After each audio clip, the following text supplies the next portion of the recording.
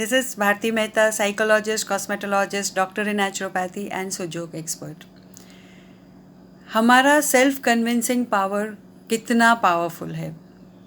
Positive है तब तो कोई प्रॉब्लम ही नहीं, लेकिन यदि वो नेगेटिव है कि मैं ये कर ही नहीं सकती, जब मैं रोज़ ये सुन रही हूँ बचपन से लेकर अब तक, तो सच में कहीं ऐसी एक बिलीफ तैयार हो जाता है मन में कि हाँ मैं ये कर ही नहीं सकती।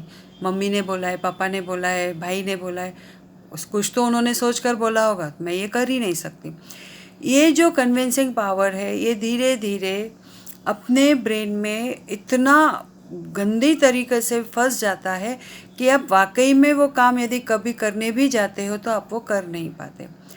आज हम इस टॉपिक पर बात करेंगे।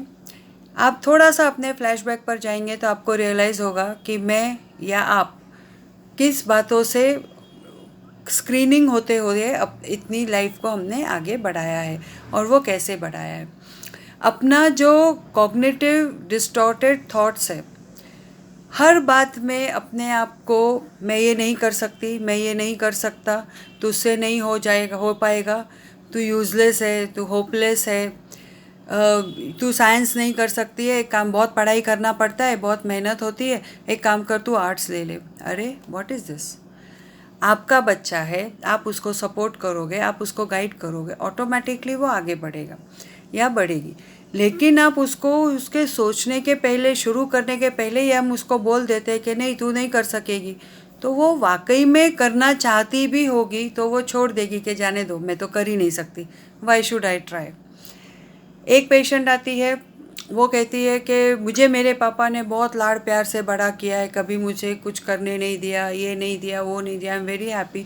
और अभी हस्बैंड भी मिला है तो वो भी मुझे कुछ करने नहीं देता है, सब कुछ वही करता है, I am so dependent on them. But अभी मैं अपने बच्चों को कैसे डील करूं, बच्चों के साथ कैसे डील करूं, खाना कैसे बनाऊं, शॉपिंग कैसे करूं, बाहर कैसे जाऊं, मैं नहीं कर सकती। क्यों नहीं कर सकती? क्योंकि माँ, डैड और मॉम ने उनको वैसा बड़ा किया है, फिर हस्बैंड भी वैसा ही मिला है।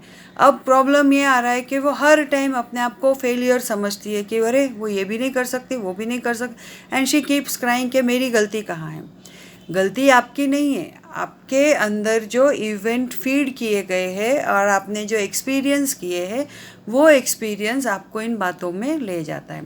फिर आप जब भी कुछ करना चाहते हो या आप सादा सब्जी भी लेने को जाते हो, आपको लगेगा नहीं नहीं मुझे तो आता नहीं है, मैंने तो कभी किया नहीं है, आई कांट डू इट। तो ये हम अपने आप को निगेटिवली कन्विंस करते जा रहे हैं कि ये मुझसे नहीं होगा और मैं यदि करने जाऊंगी तो गलत होगा, मेरी लाइफ ख़त्म हो गई है, अब मैं क्या करूँ जीकर, कुछ मतलब नहीं है इस लाइफ का, इतनी मैंने मेहनत की, इतना स्टडी किया, इतना स्टडी करने के बाद इतने अच्छे परसेंटेज लाए, लेकिन फिर भी पेरेंट्स मेरे बोलते हैं यू कांट डू इट, ये बहुत टफ है, यू कांट डू इट। अच्छा अच्छा ठीक है, ये तो सादा था, तूने पास कर दिया, अच्छी बात है। अरे व्हाट इज़ दिस। हर एक की अपनी क्षमता होती है, हर एक का अपना वे ऑफ अप्रोच होता है, वे ऑफ बिहेवियर होता है और उसको ऑब्जर्व करने की कैपेसिटी होती है। आपने उसको जनरलाइज क्यों किया? क्या इतना सा ही करने से उसकी लाइफ ख़त्म हो जाती है या वो प्रूव हो जाता है कि yes you are the best? क्यों आजकल बच्चों को, अपने पेरेंट्स को एक अच्छी बेटी हूँ का ये सिक्का देना पड़ता है, स्टैंपिंग करना पड़ता है? क्यों एक बहू को ऐसा हर बात में ऐसा सोचना, टॉन्ट मारना पड़ता है, इसको तो सिर्फ कमाना ही आता है, घर का काम नहीं आता? अरे घर का काम कौन सी बड़ी बात है, 10 दिन डाल देंगे, उसमें ध्यान से कर लेंगे, ऑटोमेटिकली आ जाएगा। लेकिन आप उसका वो वर्क तो समझिए, आप उसका काम करने का तरीका समझिए, क्या उसमें ताकत रह जाती है उतना सब काम करके आने के बाद घर का काम करने को? थोड़ा समझिए इस बात को। इस बात को समझते हुए यदि आप ये उस बात में से आप कुछ उसको रिपेयरिंग का देते हो तो हम उसको बोलते हैं maintenance for anxiety and depression. क्योंकि रोज़ यही बात सुनते सुनते सुनते वो जब इंसान बड़ा होता है वो पक जाता है उन बातों से, और उसके अंदर एक इनबिल्ट आप इंफॉर्मेशन डाल रहे हो कि आप कुछ काम के नहीं हो, आपका लाइफ यूजलेस है, आप एक अच्छी बेटी नहीं हो, आप एक अच्छी बहू नहीं हो, या आप अच्छा बेटा नहीं हो, अच्छा बाप नहीं हो।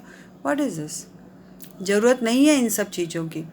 तो हमें अभी क्या करना होगा कि एक बात को, इस बात को आप जनरलाइज करने की जगह आप उसको रियलाइज़ करवाइए कि आप ये कर सकते हो।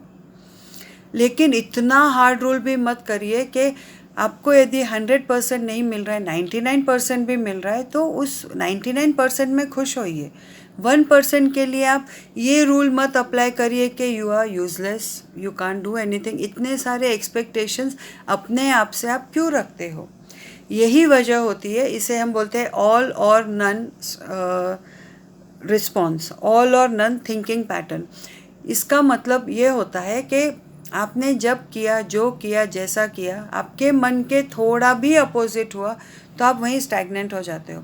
आपको पसंद नहीं पड़ता है, इतना परफेक्शन चाहिए। लेकिन आपने जो 99% अचीव किया उसको तो अप्रिशिएट करिए। थोड़ा थिंकिंग पैटर्न बदलिए, थोड़ा फ्लेक्सिबिलिटी लाएंगे आप, तो ऑटोमेटिकली अपना सेल्फ कन्विंसिंग पावर आपको एंजाइटी और डिप्रेशन में से बाहर निकाल सकती है। Yes, I can do it, yes I am doing it, और ये नहीं तो और सही, इसमें मैं पास नहीं हो गई तो आगे चली जाऊंगी, दूसरा बिहेवियर, दूसरे ऑप्शन देखूंगी। मैं इस बार इस वजह से फेल हो गई तो इस I will try on the other option.